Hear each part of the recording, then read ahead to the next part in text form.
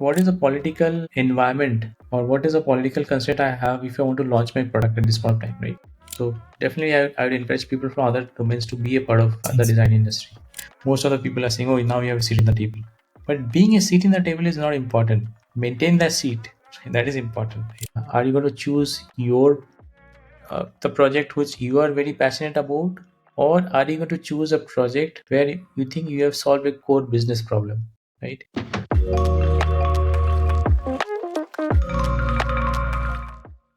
Hello, Alipta. It's super nice having you here on the show. How's it going? Good, good. How are you, Doing Bradley? good. We'll be having a crisp, fun conversation regarding UX, which is, you can say, one of my expertise in a way. I'm especially a branding guy, but it's like a sister expertise. It's in the family.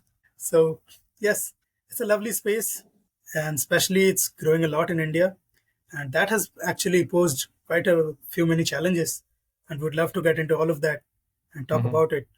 Tell us a bit about yourself, and we'll get started. Yeah, definitely. So my name is Alipto. I live in Bangalore. I started my design career many years back, almost 25 years now, rather 26, I would say. Yeah, so those days design was not even a profession, right? I'm talking to that era, 98, 99, when computer was just coming in, and then used to do a lot of stuff using handmade sketches and stuff like that. Yeah.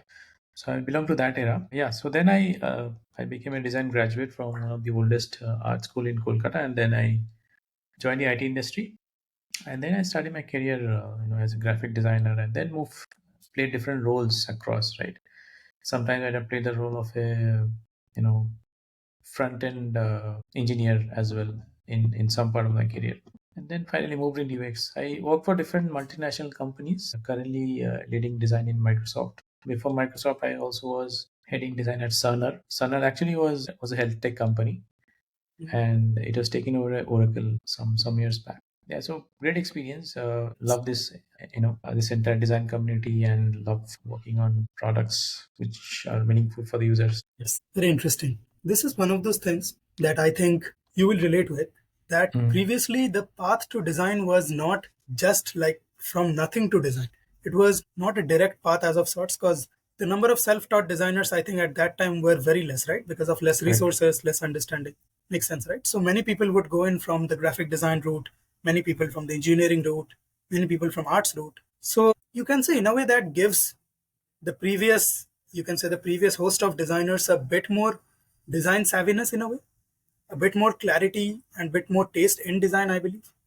Would you say so? Yeah, I think if you say that, definitely, because see, first of all, I have been to a design school, right? So I Hmm. definitely know the fundamentals of design because I've studied design, right? So that really also is an advantage for me when I was able to jump into a design career. That definitely helped me, prove my point of view to customers and different stakeholders. That's there. I think yes, there's a saying, "Old is gold." So I believe that people from the previous era definitely they have a lot of talent. I would say because they have gone through rigorous process of getting themselves trained. Failing and at a very early stage, and then again reworking on that and iterating and all that stuff. So that also is a part of the design process. But if you talk about today, so today design is like, okay, suppose you want to change your career today. Let's say I've seen this actually in my career where a chartered accountant also wants to become a designer, and then he or she probably took up a course in design, and then he started hunting for a job in design, and he'll get it also, he or she, ever, because there's a lot of opportunities. That's also one thing. Really, today, the biggest challenge I would say is design is constantly being challenged with a lot of technology coming in, right? So back in the days, the challenge was less, right? When it comes to designing, because we used to design static websites. So I started my career by doing a static website design, and then from there I used to, I became a front end engineer for many years.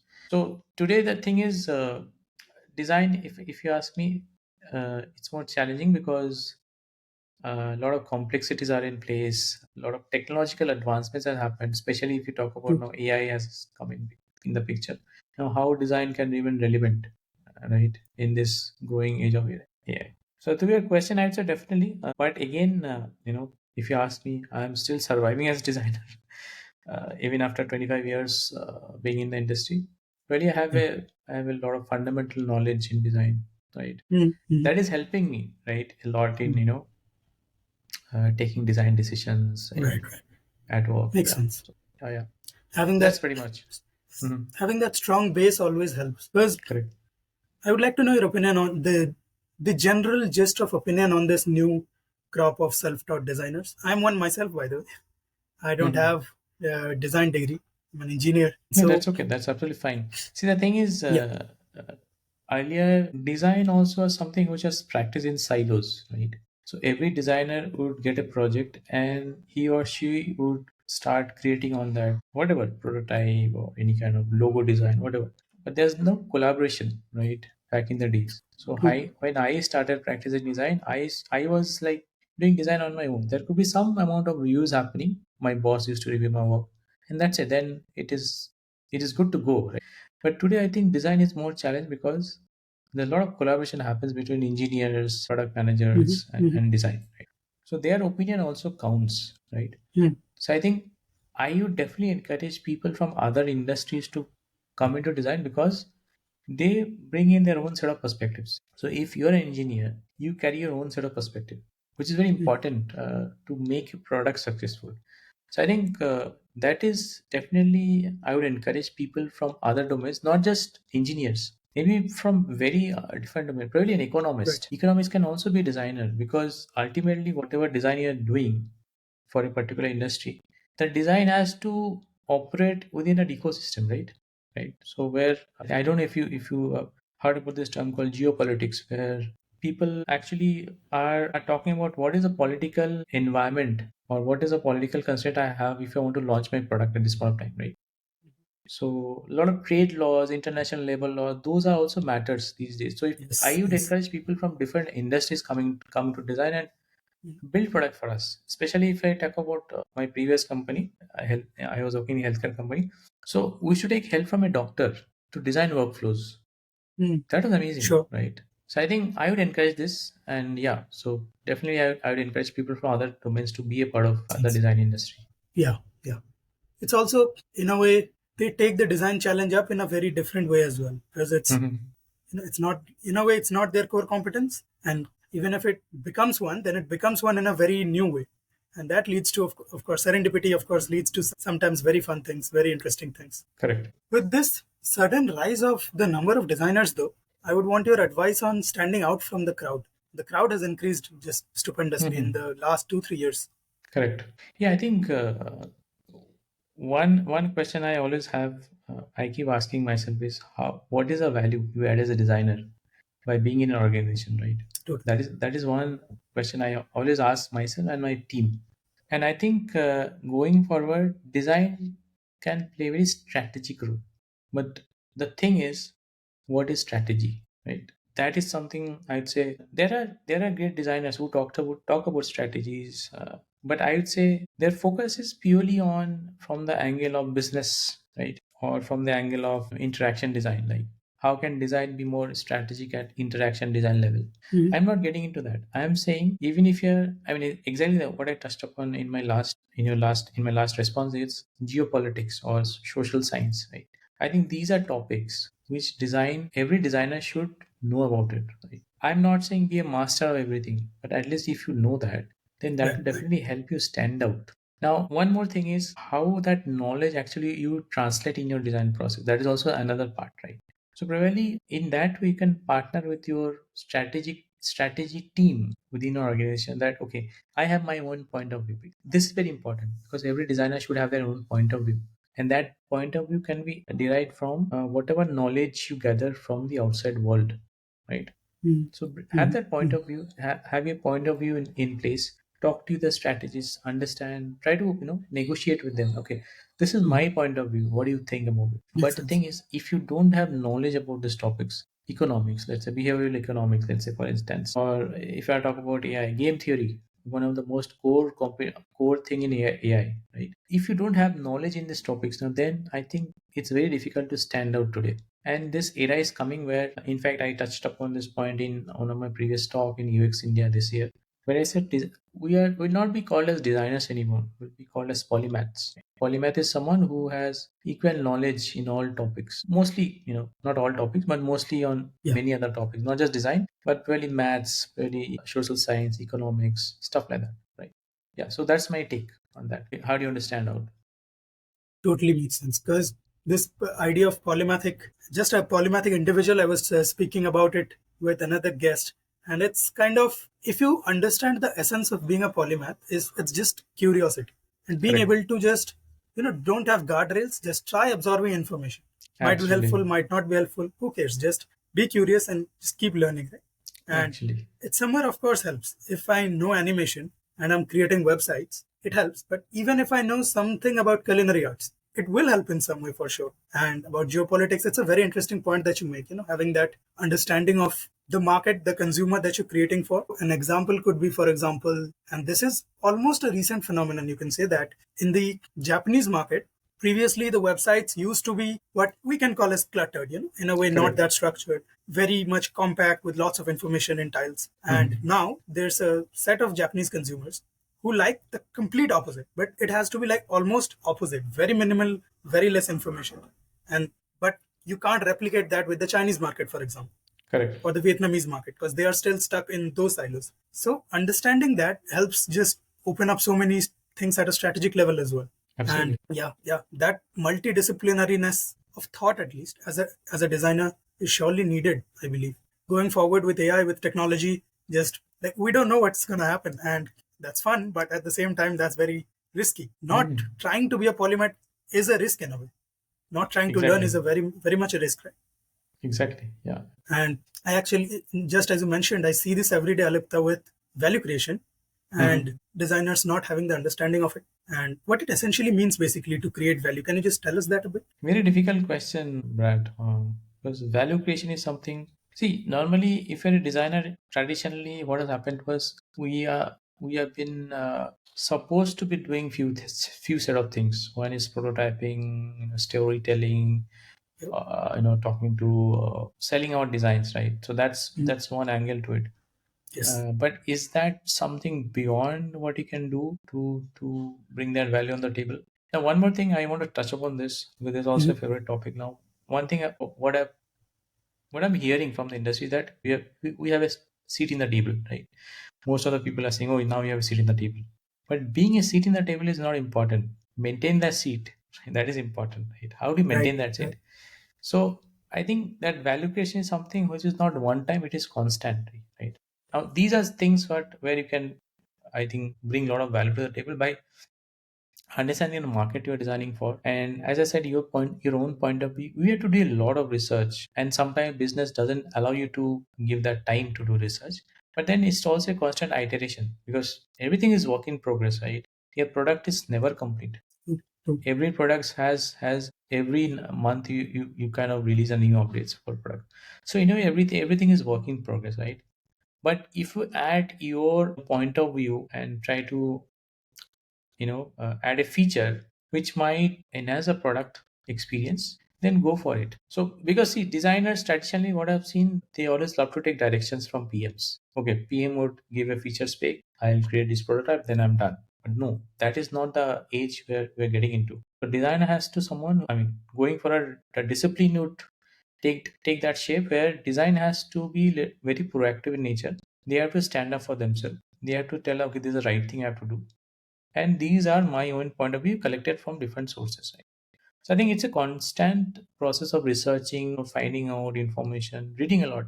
This is one thing I always keep saying, that please read a lot, right? And that is something I always tell my team, because until you learn you cannot grow, right? I mean, these are few things on top of my mind, but value creation is something, this is a question I keep asking myself, and sometimes I find answers, sometimes I don't. And this is also one of the constant, I'd say, rather a topic, I would say, which is probably I'm going to research on, like maybe a framework like for value creation. How do you create value Right. as designers? Or maybe I'll write an article sometime. I don't know.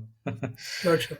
Yeah, Yes, it's a very pertinent question, and I think it will continue to be because correct. it's in a way abstract, but at the same time, it's very like on your face. and and we have it to will deal with it change every. also. Sorry to interrupt, Yes. it will change also based Mhm, on the technological advancements, and mhm, mhm. down the line the value you bring to the table will constantly change, and how design Totally. can also pick up information from external sources and continue to remain relevant. That's one thing I'd say is the biggest challenge Mhm, as of now. Yeah, mhm. Makes sense. What you're saying about designers having, like a point of view and understanding of things, I call it a designer personality. So, correct. like when you look at yourself in the mirror, do you actually see yourself as a designer personality? Like, are you a designer of sorts, or are you just a Figma operator? And it's fine. Starting out, you can be a Figma operator, but slowly and slowly, you proactively build towards it. And yeah, Hmm. because we have to. Technology is catching up really fast. We have to.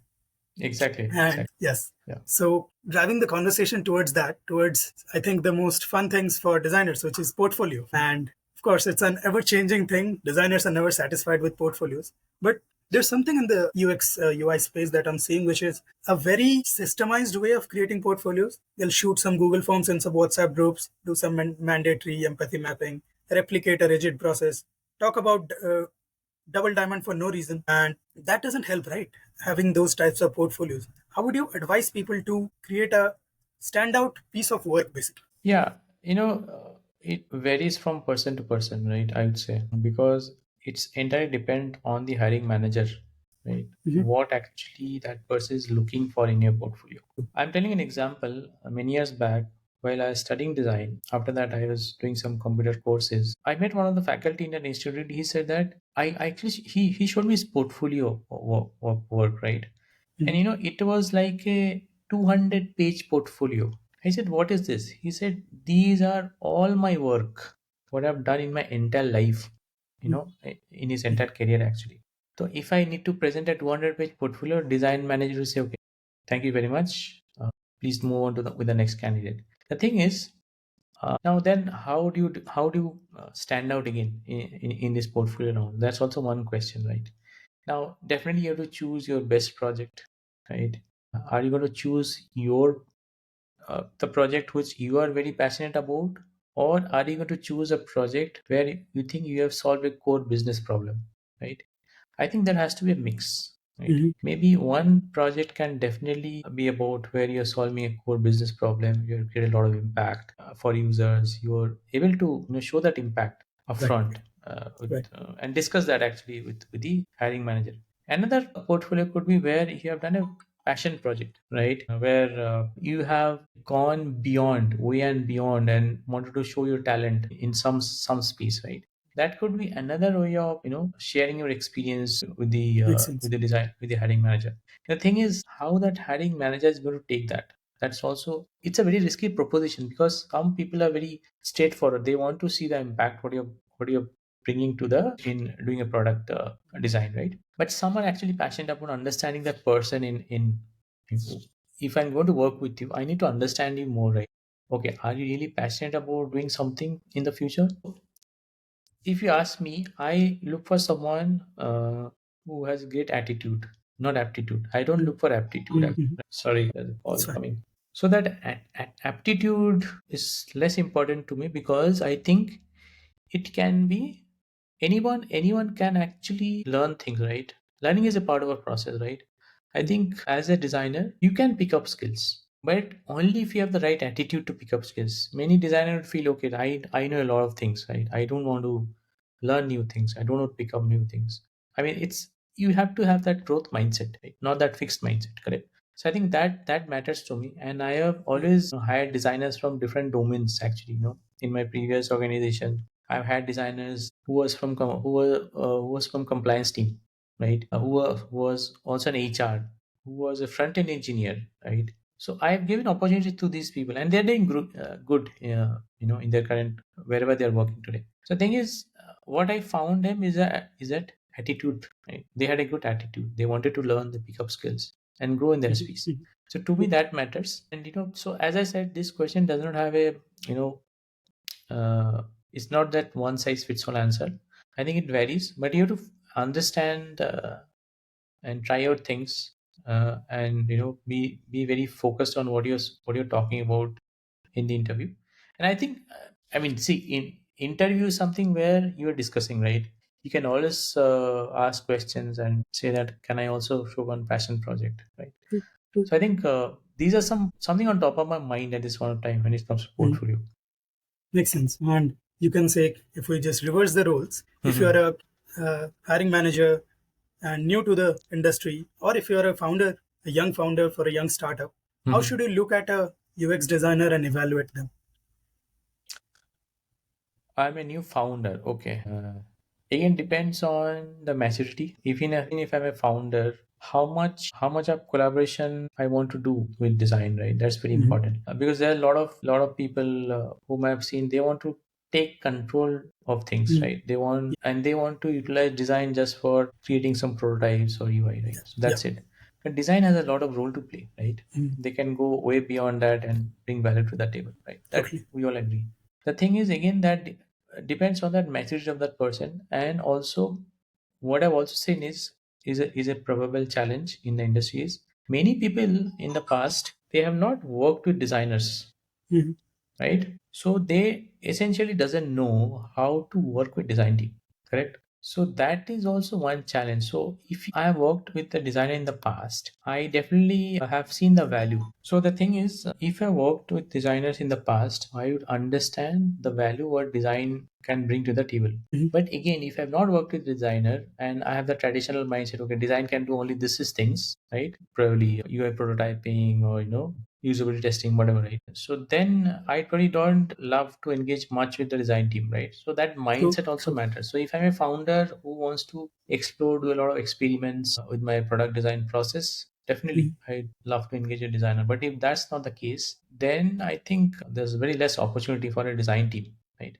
And True. there are a lot of people who complain about this. And whenever they join any startup, they feel that, okay, I'm doing only visual design work, right? I want to change my company. I personally get a lot of requests from these people over LinkedIn. Mhm. Then I understand, like, what is the problem happening and why can you convince these people that, okay, design is not just doing prototyping, it's beyond that, right?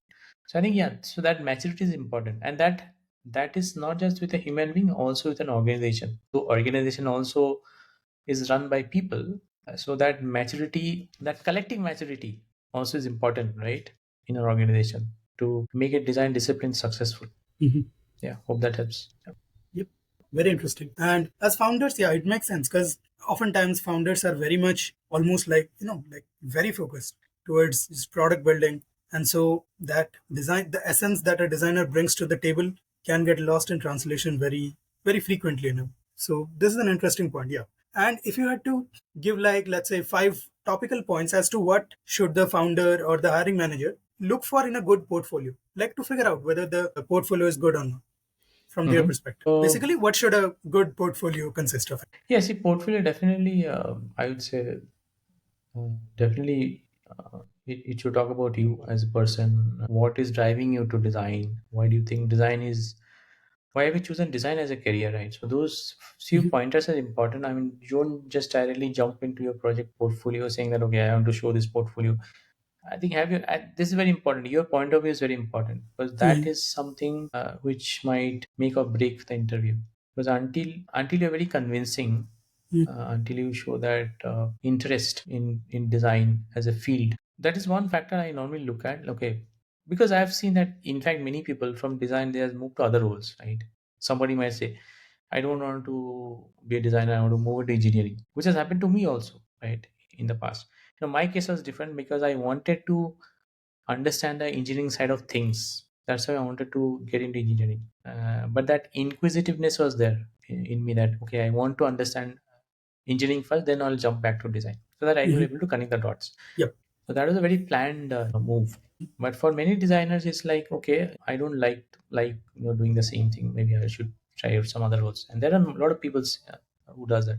The thing is, in a portfolio, definitely, as I said, about yourself, what is driving you to become a designer, Mhm. and also some of your core best projects, right, where Mhm. you think you have worked with there's a lot of complexity in your project, or maybe you really solved a very core design problem.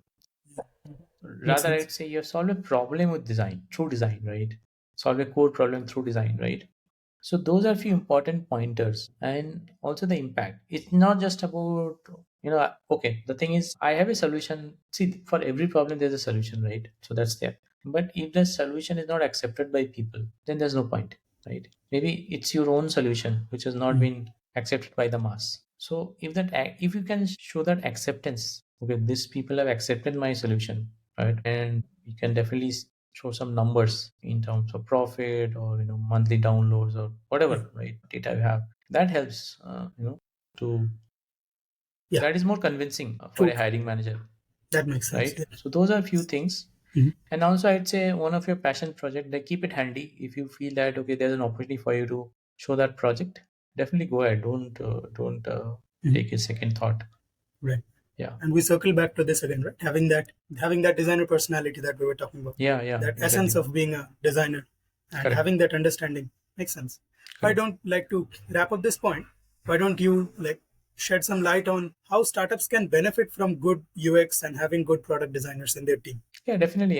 Again, startups, as I said, depends entirely on the founders of the startups, because a lot of things depends on how is design positioned in an organization, right? That's True. very important. How matured your organization is when it comes to design discipline, right? Because that matters a lot. Until you give that opportunity for design to grow and show their value, then it is very difficult. It's kind of a battle, right, where you keep sharing ideas, and you get a lot of rejections. So that is something frustrating, right? The thing is, definitely startups, when you're building a startup, I think you are definitely trying to solve a problem, right? A core problem. Mhm. But the first thing, are you solving the right problem, and are you solving it rightly? Two Mhm. things. Design can be a part in both this phase. Are you solving the right problem? If a founder feel, okay, I'm already solving the right problem and design has nothing, not a role to play, then probably that's not the best place to work, right? Yeah, But people if spend quite design, less time on this question. It's the correct, most fundamental question, though. correct, and if he is more open to experiments, he's more open to collaboration, he or she, whoever is a founder, then yes, there's an opportunity for design to show their value. So these are few things, and as I said, I kind of touched upon this topic in your earlier question, is about understanding the world. Don't just work in a silo as a designer, and you know your viewpoint also constantly evolved over time. Whatever information you gather from outside, that only shapes your mental model, right? So you see the world based on the facts which you derive from the external world, right? So that's important. So keep having this point of view, have those inquisitiveness of to understand the world better, because Mhm. ultimately every product would sit in this ecosystem, right? And how is going to operate in that ecosystem. So if you understand that ecosystem properly, Mhm. then it is an advantage for you to position that properly, right? Position your solution properly. So that's one Yes. important thing. Yeah. Superb. And we reached to the final phase of our conversation, addressing the elephant in the room, the men technology, AI. And just just tell us what you would want to tell a young designer, a mentee, someone who wants to be, let's say, mentored by you. What Mhm. would you tell them in terms of AI? What did I tell them in terms of AI? See, AI, I think, is a very growing technology. Many companies are showing a lot of promises with AI, and there are also negative sides of AI, right? With regards to sustainability and carbon emissions, a lot of things are Yep. there in place. Now, if you talk about Gartner hype cycle, AI, I think, is a hype at this point in time. Hype of that curve, right? Slowly, Mhm. things will slow down in the next phase. Probably in the next few years, you'll see AI is slowing down, because uh, first of all, AI is costly, right? And are companies willing to invest that much on AI, or are they willing to continue AI as a core technology in the future? That is also, there are a lot of questions. It's a lot of people are questioning AI. A lot of people are saying no, AI is the future. So there are two schools of thoughts at this point of time, right? Now again, the point is design going to stay in the future, or not, right? This is one big question I have for the entire design community, and for myself, for my team, for everyone, right? Big question, because if AI is going to take over Mhm. everything, why not design, Sure. right? The thing is, again, when you build a product, this basic question: are you building the right thing, or are you building it right? So these questions always come to my mind. Now, as a designer, I would say, I'm sorry if I'm taking a lot of time to answer this, No, no, it's because fine. this is a very broad question, Yes, yes. I mean, not a broad question, the answer is really broad. Mhm. The thing is, if I'd say AI actually, many people say AI is a tool. AI can solve a lot of things for you, and you can, using just a quick prompt, you can do a lot of things. But the thing is, as I said, my core question, the value creation of designers, and again, I insist every designer to study. That's the only way you can survive in this growing market. Until you remain relevant, until you study the latest whatever new things are happening with regards to AI technology, technological updates. I think otherwise it's very difficult for you to survive in the industry, right? And I'm just throwing up this challenge to everyone that you should study, right? Right. You should study not just design, other disciplines as well, so that you remain relevant. Because Mhm. going forward, design might, in fact, there are other countries who also have designers in working on their policies, right, policy making, and so designers also involved there, right? So maybe India also started something, NASCOM and stuff, where people are also getting engaged with policy making, Right, right, right? Now, that is the future. But how do you make a policy until you know the ecosystem, right? right, right, right. So I would Makes insist sense. everyone to study not interaction design. I would Mhm. insist everyone to learn. As I said, these are some of the core topics which I insist every designer study. Definitely, social science is on top of my mind. Social science, Mhm. and then behavioral economics, right? Geopolitics. These are some core topics which I feel every designer should know, right? So that they remain relevant. They have their own point of view and they can become masters in their field. Because ultimately, everything is designed. Everything is designed. Because if you are designing a policy, it's a design, right? From policy design to designing this chair I'm sitting on, right? This computer I'm talking to. So everything is there. So I think going forward, if you feel that you want to remain relevant in the age of AI, the only core thing is study. Mhm. And if you feel, now, one thing, of course, like what to study, many people might question, Yes. what do I study? Should I study AI as a technology? Do I need to learn coding, or do I need to learn AI as a technology, right? So maybe I think I can, because I'm working for a company who's also taking AI very seriously, and I'm seeing a lot of changes in the design discipline in itself, where we are not focusing too much on building prototypes. We are consulting customers. So it's a very front-ending role, right? So Makes our sense. roles are constantly evolving and changing over time. So we are focusing more on storytelling, talking to customers, ideating Right. real time with their, with Mhm. their with their solution and stuff like that. So our role is constantly evolving and changing, right? But at the same time, we're also understanding technology, right? How AI is changing, especially with AI agents coming in. What is an agent? What are the different type of agents, right? Now, I recently got a concept about Guardian agent, Mhm. which I picked up from Gartner, where they're saying, suppose an agent actually fails somewhere, right? It will not be recorded, but that Guardian can fix it. Okay, saying that, okay, that Guardian will be able to monitor that this agent actually has failed somewhere, Mhm. right? That Guardian can either fix that problem, Mhm. Mhm. or they're saying, okay, maybe that problem can be reported back and that can be fixed later. So there are a lot of concepts coming in, right? Yeah, very alternative way of, in a way, reinforcement learning. Very interesting. Correct. So these are the things. And I personally read a lot. I look into different articles. I write Mhm. articles because I want to keep updated myself. Right. Makes sense. Right. And that's the So I way, think right? that's the That's only rule for Mhm. today, to Yeah. survive as a designer. I mean, times have always evolved, times have always changed, but Correct. the armor, the armory of, you can say, humans has always been or will always be two things. That's knowledge and people. Actually, The yes. knowledgeable always survive.